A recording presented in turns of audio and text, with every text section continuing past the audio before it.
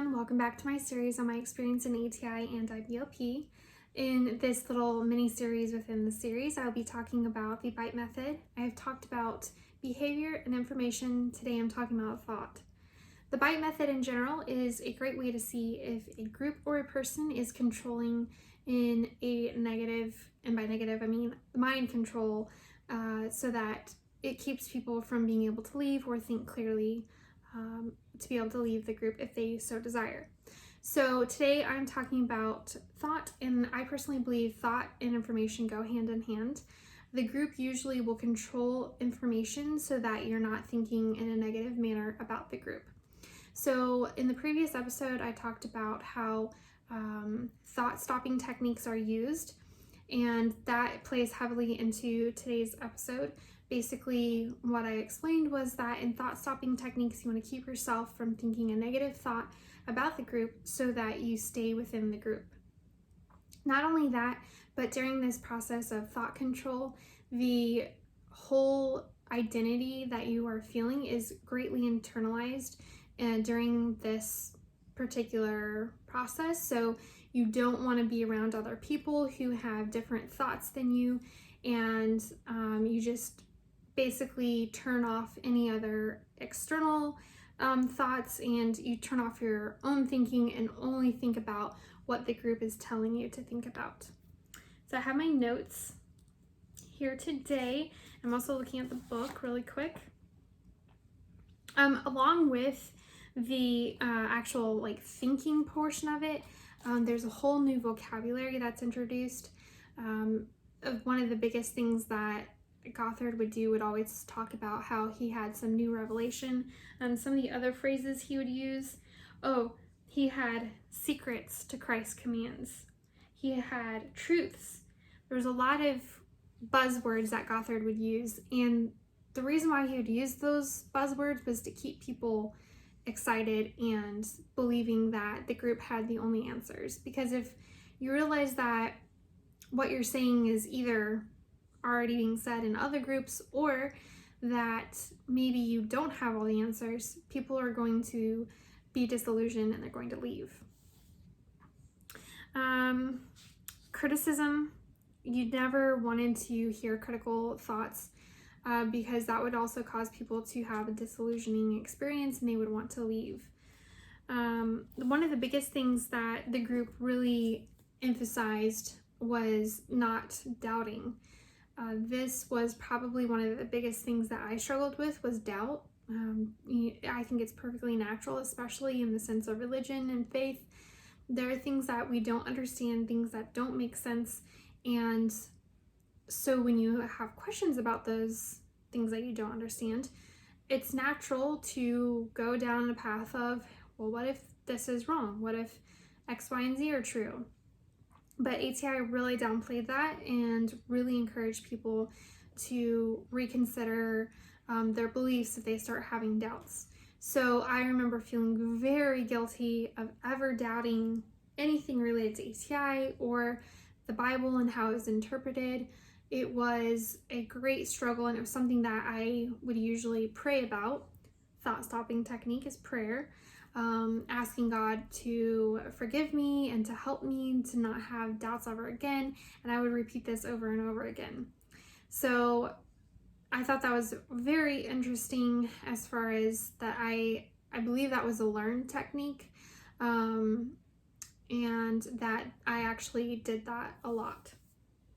So I'm going to go ahead and read what my friends have to say about this. So the question that I asked was, do you remember ever having negative or wrong thoughts? Do you remember what you did, if anything, to make those thoughts go away? Do you remember any ATI teachings on wrong thoughts? So my friend says, God forbid you were attracted to someone. I remember being told that crushes were wrong and that my focus should be on other things. There was so much shame around sex and basic biology, and I was repeatedly told that not wanting to have children was very sad, and that it pointed to a spiritual problem. Actually, questioning anything my mom or other Christians told me was a spiritual problem. This led to me judging pretty much everyone who dared deviate from a conservative Christian framework, such as listening to contemporary Christian or rock music. Never blatant judging naturally. We were all simply trying to witness to them and point them back to Christ. That was another lie. It was judgment, plain and simple. I totally agree with this. I think all or nothing was definitely preached to us a lot through ATI. So anyone who deviated slightly was definitely, I definitely would, I don't want to say look down on them, but definitely judge them of like, how could you not be as good as what I've been taught to be? But it's so interesting. The motivation for what I was taught was like, if you do all these things, God will bless you. But it turns out that you can do all the right things and still bad things will happen to people. So it's kind of like living in a mental utopia and not realizing that there's no such thing as that utopia. And then having crushes, that was definitely something that was just so downplayed and so criticized. And it was something that, coupled with you're not allowed to have a crush, was you have to do courtship.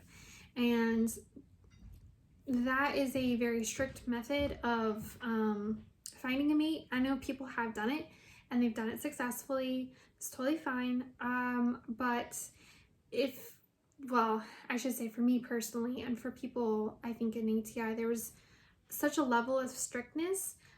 There was never a chance to get to meet other guys. A lot of families were very strict on guys and girls mingling and talking to each other. There's usually a lot of guilt involved in that as well. So if you feel guilty thinking about another person and having romantic thoughts towards them, the guilt that you would feel actually interacting with your crush is just huge. I mean, they would talk about how you are set for one person, and how would you feel if your future husband was talking to another girl? And at the time, I remember being like, oh, that would be just the worst thing ever. They need to save themselves for me. And I remember being like, okay, I need to save myself for my future husband. Cannot ever talk to other boys or, whatever. But it ends up you kind of lose out on figuring out other people, other personality types, and only interacting with girls. So yeah, I don't agree with that. I know, again, other people have used the courtship method and they are happy about it. It just was not for me. Let's see.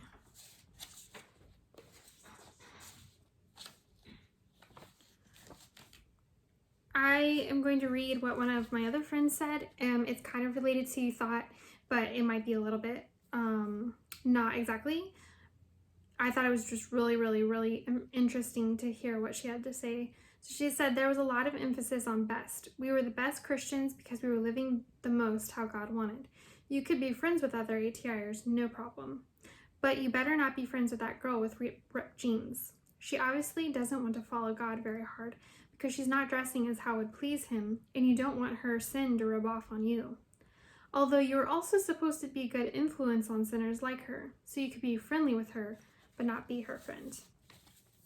This is something that I would say runs into the thought category as well, because I would have very conflicting thinking of people who were sinful, and I wanted to be their friend. I wanted to hang out, but I also thought that the other side would influence you very heavily. And kind of on that same strain, another story in ATI that was told at the conferences a lot was about a girl who actually went to Bob Jones. So back in the day, before ATI created their own school, they would recommend Bob Jones. There are some people on faculty, either on faculty or above faculty, that were actually on the board of IBLP, so there was kind of some crossover. And so one of the families sent their daughter to Bob Jones to get her education there. And the way that the mother told the story was that she was a very bright, happy, just really good young lady. And then she went to Bob Jones and she fell into the wrong crowd and started going off the path that the family wanted her to go. So then she ended up developing health issues and eventually ended up dying. I think she had a heart condition and passed away at some point. So I just remember at the end it was like a very devastating story of how basically they were like, we lost our daughter and lost our daughter to rebellion and worldliness. And I remember Gothard getting back up on stage and he was like, wow, would have never expected even Bob Jones. Like, oh my goodness. Just another like random thing of like testament of like, don't trust even the other Christian institutions. You can't trust anyone. You can only trust the group. So I think it was pretty soon after that, within a couple of years, that's when their college was created. So yeah, that's the information on thoughts and how cults and ATI controlled our thoughts and the way we interacted with people. Next episode, I will be talking about how cults control emotions. I'll talk to you guys later. Bye.